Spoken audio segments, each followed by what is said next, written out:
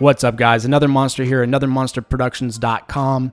And today I just wanted to make a real quick video. It's going to be a follow-up video to the spectrum analysis video that I made the other day. I just want to dive a little bit deeper in here, and I wanted to kind of show you guys some exact numbers of what you should be looking for.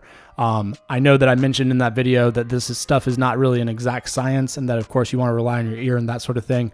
But for the sake of this video, let's assume you don't have any studio monitors. Let's assume you have no real way of like accurately hearing back the sound, and so you kind of have to rely more on your meters and that sort of thing. So in this case, what we want to do is we want to analyze our reference track and get an idea of, you know, how loud it is in LUFS. So in this, I'm using the Ulean loudness meter, and what LUFS is it's basically measuring perceived loudness.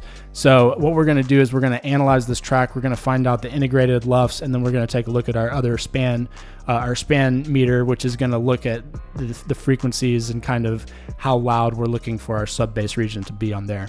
So let's go ahead and take a listen here. So we're at -5 LUFS. So now we're going to measure where the bass lies in here, and we're going to kind of see based on this meter where our sub bass should generally lie. So let's take a look here. All right, so his bass is hovering right around -30 on this meter right here. So this is where you guys are going to want your sub bass to generally be around that area, -30. Okay.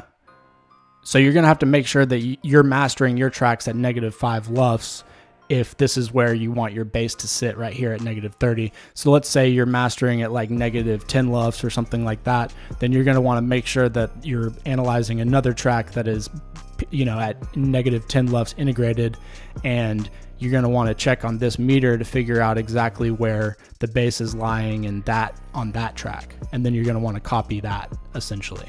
So of course, this is assuming that you're using a good reference track that has a well-balanced mix, which I assume you're going to if you know, you're using it as a reference track. So that's it for me, guys. Leave a comment down below if you have any questions about anything, and be sure to subscribe to the channel. I'll see you in the next video.